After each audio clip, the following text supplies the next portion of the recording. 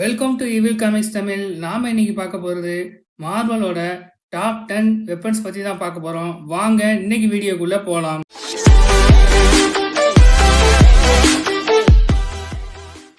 இந்த top 10 weapons நான் அஃபிஷியலா சொன்னது கிடையாது. மார்வல் காமிக்ஸ் அடிப்படையாக கொண்டு அஃபிஷியலா சொன்ன டாப் 10 வெப்பன்ஸ் தான் இது.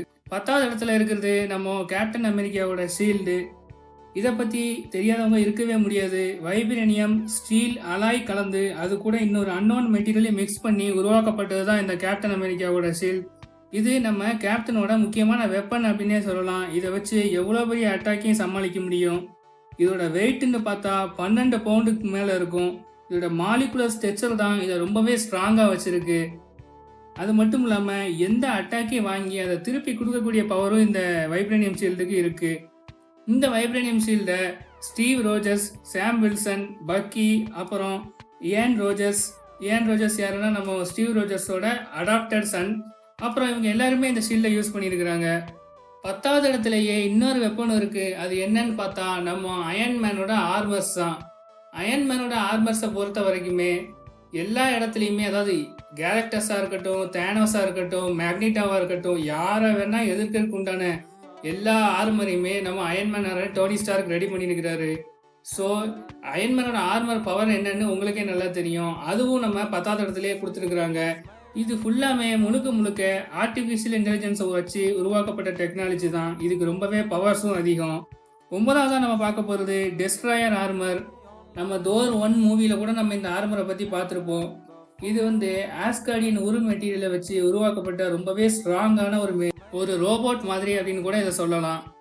ஓடின் கூட இந்த ஆர்மரை யூஸ் பண்ணியிருக்கிறாரு. அதாவது செலஸ்டியல்ஸ் கூட ஃபைட் பண்ணும்போது இதை யூஸ் பண்ணியிருக்கிறாரு. அது மட்டும் இல்லாமல் இதோட டியூரபிலிட்டி ரொம்பவே அதிகம். எவ்வளவு பெரிய அடினாலும் தாங்கக்கூடிய பவர் இந்த டெஸ்ட்ராயர் ஆர்மருக்கு இருக்குது.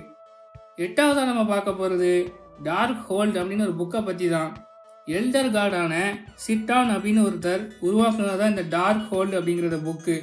இதில் டிஃப்ரெண்ட் டைமென்ஷனில் இருக்கிற எல்லா பிளாக் மேஜிக் சம்மந்தமான எல்லா விஷயங்களுமே இந்த புக்கில் இருக்கும்.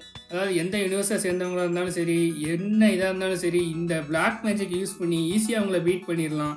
அந்த அளவுக்கு தேவையான பிளாக் மேஜிக் பற்றின ஃபுல் டீட்டெயிலுமே இந்த புக்கில் கொடுத்துருப்பாங்க. இதை நிறைய பேர் யூஸ் பண்ணியிருக்கிறாங்க.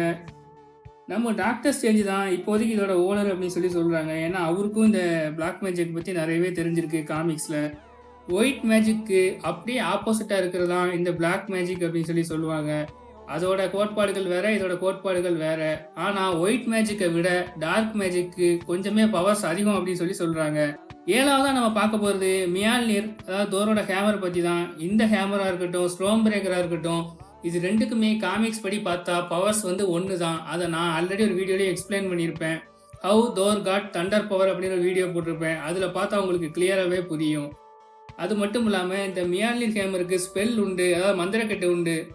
ஒருத்தியானவங்க தான் தூக்க முடியும் அப்படிங்கிறனால அதனால தான் இது டாப் 10ல் இடம் பிடிச்சிருக்கு. அடுத்ததான் இதில் நிறையவே பவர்ஸ் இருக்குது. இந்த 2 ஹேமர்ஸை பற்றியும் ஃபுல் பவர் நீங்கள் தெரிஞ்சுக்கணும் அப்படின்னா நான் போட்ட அந்த வீடியோ பாருங்கள், உங்களுக்கு கிளியராக புரியும். 6வதாக நம்ம பார்க்க போகிறது இதுவும் ஒரு ஆஸ்கார்டியன் வெப்பன் தான். அதாங்க ஓடின் ஸ்வாடு. இது ரொம்பவே பவர்ஃபுல்லான ஸ்வாட் அப்படின்னு சொல்லலாம். இதை ஓடின் யூஸ் பண்ணியிருக்கிறாரு. இதை டெஸ்ட்ராயர் ஆர்மரில் கூட ஃபிக்ஸ் பண்ணியிருக்கிறாரு சில சமயங்களில். அது மட்டும் இல்லாமல் சபிக்கப்பட்ட நெபுலாங் ரிங் அப்படின்னு ஒரு மெட்டீரியலை வச்சு உருவாக்கப்பட்டது தான் இந்த ஓடின் ஸ்வாட். இதுக்கு ரொம்பவே பவர்ஸ் அதிகம். ஃபர்ஸ்ட் ஆர்ஜினில் ஆஸ்கார்டில் பிரளயம் நடக்கும்போது, அதாவது ராக்னராக் நடக்கும்போது அந்த சமயங்களில் நிறைய வில்லன்ஸை எதிர்க்கிறதுக்காக ஓடின் யூஸ் பண்ணதான் சொல்கிறாங்க. 2வது என்ன அப்படின்னா, நம்ம ஓடினோட பிரதரான கல் கூட ஃபைட் பண்ணுறதுக்காக நம்ம ஓடின் இந்த வாளை யூஸ் பண்ணதாகவும் சொல்கிறாங்க. இந்த வாள் எப்படி அப்படின்னா இதுக்கு ரொம்பவே பவர்ஸ் அதிகம். இதை வச்சு ஓடின் யாரெல்லாம் கொண்டிருக்காரு அப்படின்னு பார்த்தா எண்ணிக்கையே கணக்கே கிடையாது. அந்த அளவுக்கு நிறைய பேரை அவர் கொண்டிருக்கிறாரு. 5வதாக நம்ம பார்க்க போகிறது அல்டிமேட் நல்லிஃபயர் அப்படிங்கிற ஒரு வெப்பனை பற்றி தான். நோவாவோட ஆர்ஜினில் இந்த வெப்பனை பற்றி கூட நிறைய இடங்களில் வந்திருக்கும். இதை உருவாக்குனது நம்ம கேலக்டஸ் தான். அவரோட முக்கியமான பிளான் படி தான் இதை உருவாக்குனாங்க. டா அப்படின்னு ஒரு பிளானட் இருக்குது, அங்கே வச்சு தான் அதை கிரியேட் பண்ணாங்க. இதை அங்கேருந்து நம்ம எடுத்துகிட்டு வர்றது யார் அப்படின்னா நம்ம ஹியூமன் டார்ச் தான் ஒருத்தர் எடுத்துகிட்டு வருவார். இதை நிறைய பேர் யூஸ் பண்ணியிருக்கிறாங்க.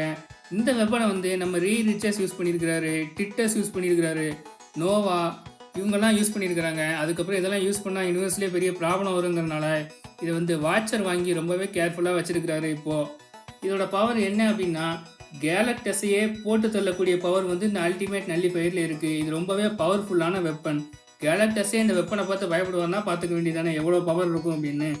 இதுக்கு வந்து யூனிவர்ஸ்லேயே மோஸ்ட் டிவாஸ்டிங் வெப்பன் அப்படின்னு இன்னொரு நேமும் இருக்குது. அதாவது பேரழிவை ஏற்படுத்தக்கூடிய வெப்பன் இன்னொரு பேரும் இருக்குது. அது மட்டும் இல்லாமல் இந்த அல்டிமேட் நல்லிஃபயர் வச்சு மொத்த டைம் லைனையுமே நம்ம அழிச்சிட முடியும். அதாவது இந்த யூனிவர்ஸ் தோன்றின காலத்திலிருந்து இப்போ நடந்துட்டு இருக்கிற வரைக்கும் மொத்த டைம் லைனுமே எரேஸ் பண்ண முடியும். அப்படி எரேஸ் பண்ணிட்டா புதுசாக ஒரு டைம் லைன் கிரியேட் ஆகும். அப்படி கிரியேட் ஆகும்போது எந்த ஹீரோஸ் எப்படி இருப்பாங்க, எந்த வில்லன்ஸ் எப்படி இருப்பாங்க, இந்த மாதிரி எல்லா விஷயங்களுமே மாறி போயிடும். அந்த அளவுக்கு பவர் கூட இந்த அல்டிமேட் நல்லிஃபயரில் இருக்குது. நாலாவதாக நம்ம பார்க்க போகிறது ஐ ஆஃப் அகமோட்டோ பற்றி தான். இதை கிரியேட் பண்ணது எல்டர் காடான அகமோட்டோ தான். இதுக்கு நிறையவே மேஜிக்கல் பவர்ஸ் இருக்குது. காமிக்ஸில் நிறைய யூஸ் பண்ணியிருக்கிறாங்க நம்ம டாக்டர் ஸ்ட்ரேஞ்ச். இதுக்கு ஒர்த்தினஸ் உண்டு. மேஜிக்னால இந்த உலகத்தை காப்பாற்றணும் அப்படின்னு நினைக்கிறவங்கக்கிட்ட மட்டும்தான் இந்த அகமோட்டோவை ஈஸியாக யூஸ் பண்ண முடியும். மற்ற யாராலையும் இதை யூஸ் பண்ண முடியாது. இதை வந்து நிறைய பேர் யூஸ் பண்ணியிருக்கிறாங்க. அகமோட்டோவாக இருக்கட்டும், லோகியாக இருக்கட்டும், மார்கலியாக இருக்கட்டும், வீர ஜெமினியாக இருக்கட்டும், இவங்க எல்லாருமே யூஸ் பண்ணியிருக்கிறாங்க. இந்த இடத்துல உங்களுக்கு டவுட் வரலாம், லோகி ஏன் யூஸ் பண்ணாரு அப்படின்ட்டு. லோகி வந்து சில இடங்களில் நல்லவராகவும் இருந்திருக்கிறாரு, சில இடங்களில் தான் கெட்டவராகவும் இருந்திருக்கிறாரு. அதனால் அவரும் ஒரு சில இடங்களில் காமிக்ஸில் இதை யூஸ் பண்ணதாக சொல்லப்படுது. இதோட பவர்ஸ் அப்படின்னு பார்த்தா இதுக்கு கண்டிப்பாக தனியாக ஒரு வீடியோ போட்டுடலாம். அந்தளவுக்கு பவர்ஸ் இருக்குது. மூணாவதாக நம்ம பார்க்க போகிறது காஸ்மிக் கியூப் பற்றி தான். காஸ்மிக் கியூப்பை வச்சு டைம், ஸ்பேஸ், ரியாலிட்டின்னு மூணையுமே ஆல்டர் பண்ண முடியும். சிம்பிளாக சொல்லணும் அப்படின்னா time stone, space stone, reality ஸ்டோனோட பவர்ஸ் எல்லாம் சேர்த்து வச்சு ஒரே இடத்துல உருவாக்கினா என்னெல்லாம் பவர் கிடைக்குமோ அதுதான் இந்த காஸ்மிக் கியூப்போட பவர். இதை ஒமேகா லெவல் வெப்பன்னு கூட சொல்லுவாங்க. ஏன்னா டைம், ஸ்பேஸ், ரியாலிட்டியில் ஆல்ட்ரேஷன் வந்துட்டாலே கிட்டத்தட்ட 90% உலகத்தில் ஏகப்பட்ட மாற்றங்கள் ஏற்பட்டுரும். மூவியில் எப்படி காட்டியிருப்பாங்க அப்படின்னா இந்த காஸ்மிக் கியூப்பை டெசராக்ட் அப்படின்னு சொல்லி ப்ளூ கலர் கியூப் மாதிரி காமிச்சிட்டு அதுக்குள்ளே நம்ம ஸ்பேஸ் ஸ்டோன் இருக்கிற மாதிரி காமிச்சிருப்பாங்க. ஆனால் காமிக்கில் அப்படி இல்லை. காஸ்மிக் கியூப் அப்படிங்கிறது வேற. ரெண்டாவது நம்ம பார்க்க போகிறது infinity gauntlet with infinity gems. இது எல்லாருக்குமே தெரியும். இன்ஃபினிட்டி வார் படத்தை பார்த்த எல்லாருக்குமே இதோட பவர்ஸ் என்ன அப்படிங்கிறது தெரியும். இதில் 6 ஸ்டோன்ஸ் வைக்கலாம்.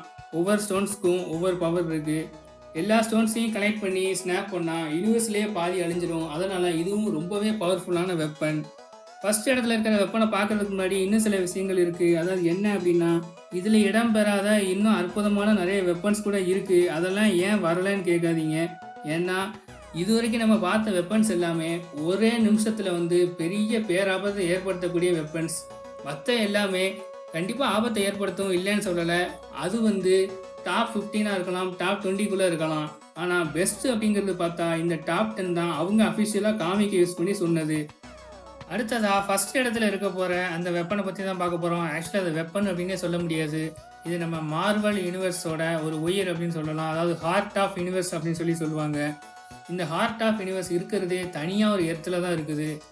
இந்த ஹார்ட் ஆஃப் யூனிவர்ஸை வந்து நம்ம அடைஞ்சிட்டோம் அப்படின்னா, அதாவது இந்த ஹார்ட் ஆஃப் யூனிவர்ஸ் தான் இந்த மார்வல் யூனிவர்ஸ் கிரியேட் ஆனதுக்கே முக்கியமான காரணம். இதுலேருந்து தான் ஒவ்வொரு உயிர்களும் ஒவ்வொரு பிளானட்டும் எல்லாமே பிறந்த மாதிரி சொல்கிறாங்க.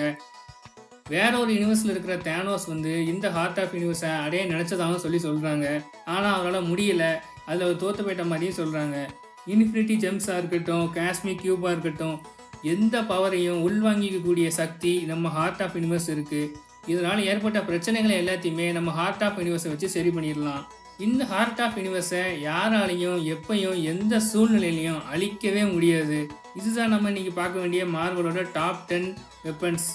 அப்புறம் சிலர் வந்து டிசியில் காமிக் ஸ்டார்ட் பண்ணுங்க அப்படின்னு சொல்கிறீங்க. ஆல்ரெடி ஒரு காமிக் சீரீஸ் போயிட்டுருக்கு. அதை முடிச்சுட்டு ஸ்டார்ட் பண்ணாலும் ஒரு பிளான் இருந்துச்சு. ஆனால் டிசி காமிக் வந்து பண்ணுறது என்ன ஒரு பிரச்சனை அப்படின்னா, அதில் வந்து ஒரு காமிக் சீரீஸ் எடுத்தாச்சுன்னா அதோட லிங்க் இருக்கிற காமிக் வந்து பிரான்ச்சாக போய்கிட்டே இருக்குது. அதாவது ஒரு சீரீஸ் எடுத்தாச்சு அப்படின்னா 10 எபிசோடு இல்லை 20 எபிசோடில் இருக்குது அப்படின்னா அது முடியாமல் அதோட லிங்க்கில் வேறு காமிக்கில் கனெக்ட் ஆகி போய்கிட்டே இருக்குது.